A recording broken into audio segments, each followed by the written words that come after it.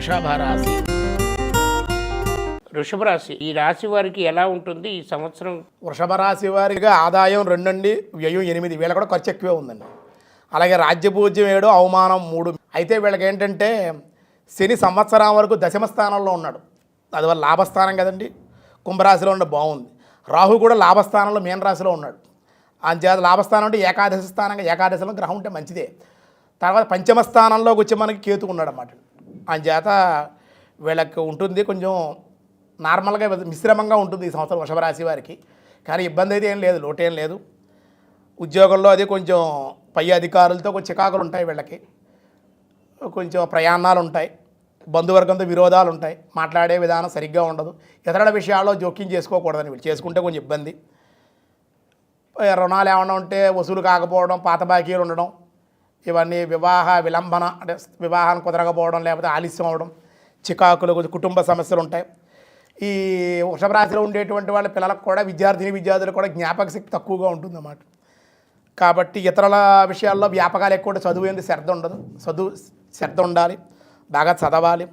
రెండవ పూర్వార్థంగా ఉత్తరార్థం వీళ్ళకి బాగుందన్నమాట. రెండో ఒక 6 మాసాల తర్వాతే వీళ్ళకి విద్య మంచి అభివృద్ధి ఉంది. కాబట్టి ఉద్యోగస్తులకు కూడా అభిప్రాయ భేదాలు ఉంటాయండి ఈ సంవత్సరం. వీళ్ళకి కొంచెం వృషభ రాశి వారు కొంచెం జాగ్రత్తగానే ఉండాలి.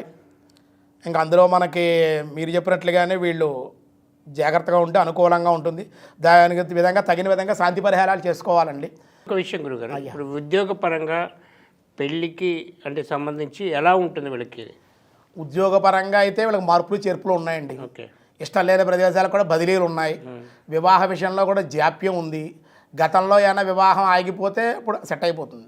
ఇప్పుడు ఏదైనా కొత్తగా ఏదైనా సంబంధాలు చూస్తే కొంచెం లేట్ అవుతూ ఉంటుంది. వివాహ విషయం లేట్ అవ్వడం, లేకపోతే ఇంకొంచెం ప్రొలాంగ్ అవ్వడం, పెళ్ళి అట్లా జరుగుతూ ఉంటుంది. కొంచెం అది కొంచెం ఇబ్బందికరంగా వాతావరణం, అనారోగ్య సమస్యలు. అంటే ప్రథమార్థం బాగుందా, ద్వితీయార్థం బాగుందండి. ద్వితీయార్థం బాగుంది. అంటే వచ్చే రాబోయే 6 నెలలు కాకుండా ఇంకో 6 నెలలు బాగుంది. భాద్రపద మాసం వినాయక చవితి తర్వాత నుంచి వాళ్ళకి బాగుంటుంది. అదే వినాయక చవితికి కూడా పూర్వకాలం మళ్ళీ పంచాంగ శ్రవణం పెట్టేవారు 6 మాసాలకు ఒకసారి. ముందు ఉగాది చేసాక మళ్ళీ 6 మాసాలు చేసేవారు ఉగాది వినాయక చవితికి కూడా. అక్కడి నుంచి ఉత్తరార్థం, ఇది పూర్వార్థం అన్నమాట. అంచేత తర్వాత 6 మాసాలు బాగుంటుందండి. ఓకే. అయితే పరిష్కారాలు ఏమిటంటే అండి, దీనికి దక్షారామంలోనే భీమేశ్వర ఆలయాన్ని తూర్పుగా అండి వృషభ రాశికి సంబంధించినటువంటి ఆలయం ఉందన్నమాట. విలాస గంగావరం అని చెప్పుకుందన్నమాట. ఆ ప్రాంతంలో కృత్తికా నక్షత్రానికి 2వ పాదం వాళ్ళకి అందపల్లి అని ఊరుందండి. ఆ ఊళ్ళో పార్వతీ సమేత మల్లేశ్వర స్వామి దేవస్థానంలో అభిషేకం చేసుకోవడం, హోమాలు పూజలు చేసుకుంటే శాంతి ఈ నక్షత్రం వాళ్ళకి, ఆ పాదం వాళ్ళకి. కృత్తికా నక్షత్రం 3వ పాదం వట్రపూడి అని ఉందన్నమాట. అక్కడ కూడా మనకి పార్వతీ సమేత సోమేశ్వర స్వామి వారు, చంద్రుడు కదా సోమేశ్వర చంద్రుడు, ఆడ అభిషేకం శాంతిగా పనిచేస్తుంది. ఉండూరు అని ఉందని 3వ పాదం వాళ్ళ కృత్తికా నక్షత్రం. ఉమా సమేత మార్కండేయ స్వామి వారు, మార్కండేయుడు తరించాడు స్వామిని ఆరాధించి, ఆయన ఆరాధించి వీళ్ళు శాంతి చేసుకుంటే అన్ని విధాలుగా అనుకూలంగా ఉందండి. తర్వాత రోహిణి నక్షత్రం అండి. రోహిణి నక్షత్రం కూడా వీళ్ళు తనుమల్ల అనే ఊరుందండి. ఆ తనుమల్లలో పార్వతీ సమేత శ్రీ నీలకంఠేశ్వర స్వామి దేవస్థానం రోహిణి నక్షత్రం వాళ్ళకి బాగుంటుందండి అక్కడ. తర్వాత గాజులూరు అని ఉందండి.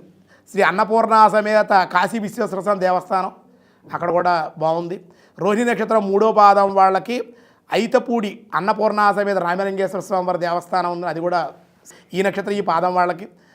4వ పాదం వారికి చీల అనే ఊరు ఉందండి. ఆ ఊళ్ళో ఉమామహేశ్వర సమేత రామలింగేశ్వర స్వామి వారి, రాముడే పరమశివుడిని అభిషేకించి ఆరాధన చేసినటువంటి క్షేత్రం అన్నమాట. ఆ రామలింగేశ్వరుడు అంటే ఆ పేరు అదే అన్నమాట. అక్కడ శాంతి చేసుకోవచ్చు ఈ రోహిణి నక్షత్రం వాళ్ళు. మృగశిర నక్షత్రం వాళ్ళండి తాళ్ళరేవు అని ఉందండి. అంటే 1వ పాదం వాళ్ళకి అంతే. మృగశిర 1వ పాదం వాళ్ళు తాళ్ళరేవు అని రాజమండ్రి దగ్గరలో ఉంది, రాజమహేంద్రం దగ్గరలో. శ్రీ భద్రకాళి సమేత వీరలింగేశ్వర స్వామి వారి ఆయన అభిషేకం చేసుకోవడం, శాంతులు చేసుకుంటే మంచిది.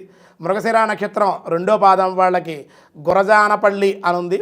అక్కడ ఓంకార సర్వమంగళ సమేత అన్నపూర్ణ సమేత కాశీ విశ్వేశ్వర చాలా విశేషమైన దేవస్థానం.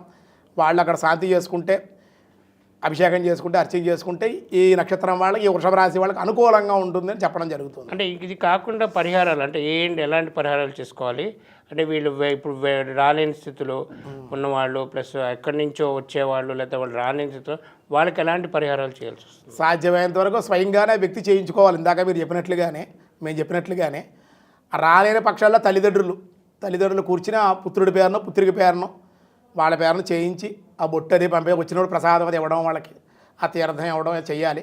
కానీ స్వయంగా ఎవరికి వాళ్ళే ఈ పరిహారాలు చేసుకుంటే మంచిదండి. అదే ఇంకొక విషయం గారు, మనం ఇప్పుడు మన 2 నక్షత్రాలు చూసేసరికి ఇక్కడ అన్నీ శివుడి మీద అభిషేకం చేయమని చెప్పి శివారాధన చేయమని చెప్తున్నారు. అంటే ఈ నక్షత్రాలకి శివారాధనకి ఏమైనా కనెక్షన్ ఉందా అసలు? ఉందండి. ఎందుకంటే మనకి తొందరగా మనకి దైవాల్లో ప్రత్యక్షమయ్యేటువంటి వాడు, తొందరగా వచ్చేటువంటి వాడు, మన కామ్యాలు కోరికలు తీర్చేటువంటి వాడు పరమశివుడే, బోలాశంకరుడు. ఓకే. లేకపోతే మీకు తెలుసు కదా, భస్మాసుడు కూడా వచ్చి వాడు తపస్సు మెచ్చి వచ్చేసాడు. అవును. వెళ్ళొద్దని చెప్పినా వెళ్ళలేదు. పోను వచ్చిన తర్వాత కూడా వాడు రాక్షసులు కాబట్టి వాళ్ళకి ఆ వరాలు ఆలోచించి వరాలు తీసుకోవాలి. వాళ్ళు తీసుకోవాలి, వాళ్ళ స్వభావం మారదు కదండి. కానీ వాడు చేయి పట్టుకొచ్చి నా చేయికి ఎవరి నెత్తిమీ చేయి పెడితే అది జరిగిపోవాలని చెప్పి పరీక్ష పెడతా, నీ నెత్తి మీదే పెడతారంటాడు. ఈయన పరుగు పెడతాడు అన్నమాట. కాబట్టి అంత బోలాశంగా దయ్య అన్నమాట. ఎంత దయ్య, ఆయనకున్న దయ్య ఎవరికీ లేదు. కామ్యాలు కోరికలు ఎరగే పరమశివుడు తొందరగా. పైగా మీరు చూడండి, మిగతా క్షేత్రాలకు వెళ్ళినా శివాలయంలో కదా మనసు ప్రశాంతంగా ఉండదు. ఇది గ్రహాలంతా ఇది కదా ఆయనకి. సుబ్రహ్మణ్యేశ్వరం, కుజుడు, గణపతి, బుధుడు, ఈ పార్వతీదేవి, శుక్ర సంబంధం, అమ్మవారి స్వామిది, అన్నీ తొందరగా గ్రహాలు అనుకూలంగా ఉండాలి, అవి సక్రమంగా మనకి ఇబ్బంది పెట్టకుండా ఉండడం. శివాలయంలో ఎక్కువ అభిషేకం వల్ల ఎక్కువ శక్తి ఉందన్నమాట. ఆ అభిషేక ప్రియో రుద్ర శివుడికి అభిషేకం కదండి. అంటే ఇప్పుడు శని వరకు ఉంటుందో, శని గ్రహం ఉన్నవాళ్ళు, శని దోషం ఉన్నవాళ్ళు శివుడికి పూజ చేస్తే చాలా బాగుంటుందా. తైలాభిషేకం కూడా చేసుకోవచ్చు. పరమశివ శివలింగాన్ని కూడా నువ్వులతో అభిషేకం చేయొచ్చు. మరి అది లేదుగా, ఇప్పుడు ఎక్కడ చేయరు కదండి గురుగారు. చేయరు కానీ అందుకే ఆ క్షేత్రంలో నవగ్రహాలు ఉంటాయండి. ఆ క్షేత్రం నవగ్రహాలకు అభిషేకం చేసి పరమశివుడికి అభిషేకం చేస్తారు. ఓకే. ఆ చేసి స్వామికి పంచామృతాలతో చేయొచ్చు. గోక్షేరం, గోదది అది చేస్తారు. అంటే మీరు తైలాభిషేకం కూడా చేస్తారని దాని ఉంది. మామూలుగా చేయట్లేదు ఇప్పుడు, శివలింగాలు ఇబ్బంది అవుతున్నాయని. అందుకే శివాలయంలో నవగ్రహాలు ఉంటాయి, ఆ గ్రహాల దగ్గర కూడా శాంతులు చేస్తారు.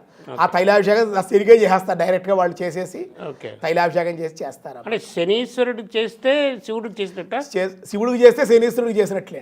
అలా కూడా. శనికి చేస్తే శివుడికి చేసినట్టు కాదండి. ఓకే. శివుడికి చేస్తేనే శనికి చేసినట్టు. గ్రహాలు ఈయన భగవంతుడు కంటే హెడ్ ఆఫ్ ది డిపార్ట్మెంట్ అన్నమాట పరమశివుడు అంటే. గ్రహాలు చిన్న చిన్న ఉద్యోగస్తులు కదా, అరే బాబు వాడి జోలికి వెళ్ళక జాగ్రత్తగా ఉండు అన్నట్టు వెళ్ళరు వీళ్ళు. అవునవును. అందుచేత శివుడికి చేస్తేనే శనికి చేసినట్టు. ఓకే గురుగారు.